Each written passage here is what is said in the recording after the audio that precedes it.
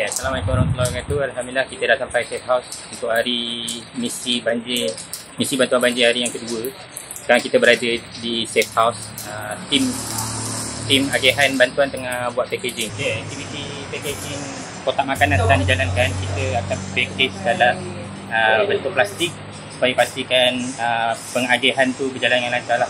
Kalau kita buat dalam bentuk kotak, kemungkinan packaging tu akan rosak, basah sebab hujan kan.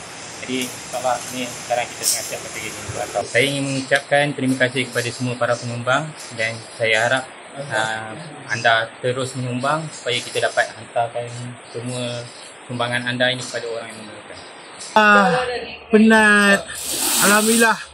Sekali lagi hari ini kita akan melunaskan amanah-amanah yang telah diberikan kepada kami. InsyaAllah tanggungjawab ni kami pikul dengan sebaik-baiknya. Dan perancangannya hari ini kita akan pergi sekitar Kota Baru. Doakan perjalanan kami selamat pergi dan selamat untuk kami sampaikan kepada penerima-penerimanya. InsyaAllah. Assalamualaikum.